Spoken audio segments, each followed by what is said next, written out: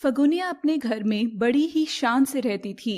बात बात में उसे अपने बिहार की बातें याद करना बहुत पसंद था। जब भी कोई आता तो वो अपने बिहारी गांव की बातें जरूर करती। भाई साहब, ई तो छोटी सी बात है।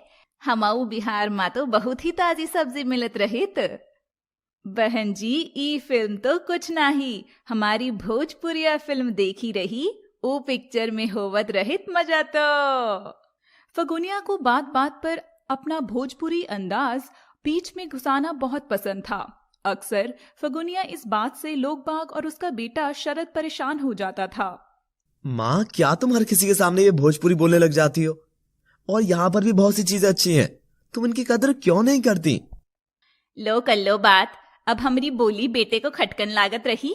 बाबू भूलो नाही, अपना देश तो अपना ही होवे, बाकी सब परदेश हैं। और हाँ, देख लेना, शरद बहुरिया तो हम बिहार से हिलाएंगे, फिर करना तुम लिबर लिबर। हाँ। मगर नियति को कुछ और ही मंजूर था और शरद ने लव मैरिज कर ली, पर लड़की बिहार की नहीं थी। फगुनिया ये सदमा बर्दाश्त नहीं कर पा रही थी और एक दिन वो रोने लगती है। हाय रे मैया, जे का हो गया, मेरे तो भाग ही फूट गए। तभी फगुनिया की बहू रीटा और शरद आते हैं। माँ जी, क्या हुआ, आप रो क्यों रही हैं? सब तेरी ही वजह से हुआ है लड़की। देख, शरद ने टीवी में से भोजपुरी चैनल भी कटवा दिया। वो माँ, मेरी रीटा को इंग्लिश मूवीज देखनी थी, तो मैंने कुछ दिन के लिए ये चैनल लगवा दिया। देखो, बहुरिया के आते ही कैसे उसके पल्लू से चिपक गया है। अगर हमार बिहार की छोरी आती तो वो मेरा सब कहना मानती। अब फगुनिया की रोज रोज की झिकझिक से तंग आकर एक दिन शरद ने उसे कमरे में बंद रहने के लिए कह दिया। आज तो तुम अंदर ही रहोगी माँ, अपने इस भोजपुरिया टीवी के साथ। रीटा तुम्हें अंदर ही खाना दे देगी, और जब तक मैं ना कहूं चुपचाप अंदर ही पड़ी रहना। शरद का ऐसा कठोर बर्ताव देख फगुनिया बहुत उदास हो जाती है। शरद डार्लिंग, आज रात को ऑफिस से बॉस और 2 क्लाइंट घर आ रहे हैं, तो मैं डिनर बाहर से मंगाकर प्रेजेंटेशन की तैयारी कर लेती हूँ। जैसा तुम्हें ठीक लगे जान। और शरद चला जाता है। रात को रीटा और शरद के बॉस और दोनों क्लाइंट्स आ जाते हैं। Hello Sharad, meet with mister Shyam Singh from Bihar, और ये है मिस्टर बांके फ्रॉम पटना। ये सुनते ही रीटा और शरद एक दूसरे की ओर देखते हैं। बिहार? हाँ भाई, दोनों की खातिरदारी करना आज तुम्हारा काम है। और रीटा खाना परोसने लगती है। ये तो सब कुछ इंग्लिश खाना है। हाँ शरद, तनिक चोखा लिट्टी, मेरा मतलब लिट्टी चोखा भी ले आओ। अब रीटा और शरद ये सब देखकर तो हवा निकल चुकी थी।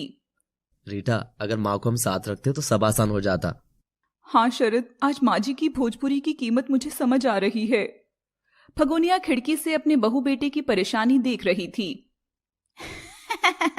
इतनी सी बात पर परेशान हो गए मेरे बच्चे लोग। और फगुनिया टीवी ऑन कर भोजपुरी गाना लगाती है और फुल वॉल्यूम कर देती है। गाने की आवाज बाहर आने से बांके और श्याम भी धुन में मस्त हो जाते हैं। तब फगुनिया अपने कमरे का दरवाजा खोलती है और नाचती हुई बाहर आती है। अरे जिया है बिहार के लाला, हो जिया है बिहार के लाला। अरे, ये ढिंचक माँ जी कौन है? ये मेरी माँ है। वाह माँ जी वाह, ऊ लगाइए ना, लगावे लू जो लिपस्टिक, सबका फेवरेट है। और फगुनिया ट्रैक प्ले करती है और सब लोग उस पर थिरकने लगते हैं। शरद और रीटा भी खुशी से नाचते हैं। तभी फगुनिया रुकती है। परदेश में अपना शहर का जब कोई मिल जाता है तो ऐसन ही मजा आवत रही, क्यों बेटा? हाँ माँ जी, बहुत सही कहा। हाँ माँ जी, बिल्कुल सही कहा आपने। तुम सब बैठो, मैं अभी लिट्टी चोखा बनाकर लाती हूँ। और फगुनिया लिट्टी चोखा बनाकर सबको खिलाती है। सब मजे से खाते हैं और बाकी और शाम तो इतने खुश थे कि शरद और रीटा को तुरंत ही प्रोजेक्ट दे देते हैं। सब खुशी खुशी वहां से चले जाते हैं। रीटा फगुनिया के पांव पड़ती है। माँ जी, मुझे माफ करना, मैं मॉडर्न बनने के चक्कर में ये भूल गई कि हमें कभी भी नहीं भूलना चाहिए कि हमारे असल संस्कार क्या है। ये बात तो आज मेरी बहुरिया बड़े पते की बोली। कोई ना तो दुख मत कर और लिट्टी चोखा खा। और अब से रीटा और फगुनिया मिलकर रहने लगे और अब तो रीटा भी भोजपुरी गाना गुनगुनाने लगी थी। अब फगुनिया भी खुश रहती थी। एक दिन जब ऑफिस से शरद वापस आता है तो देखता है दोनों सास बहू भोजपुरी ट्रैक पर ठुमके लगा रही थी। रीटा, क्यों तुम भी रंग गई अपनी भोजपुरी सास के रंग में? हम तो रंग लिए, अब तुम भी रंग लियो शरद बाबू। वाह मेरी मॉडर्न भोजपुरिया भुरिया। और तीनों मजे से नाचने लगते हैं। दोस्तों, अगर आपको हमारा ये वीडियो पसंद आया हो तो इसे लाइक करें, शेयर करें और चैनल को अभी सब्सक्राइब कर दें। धन्यवाद।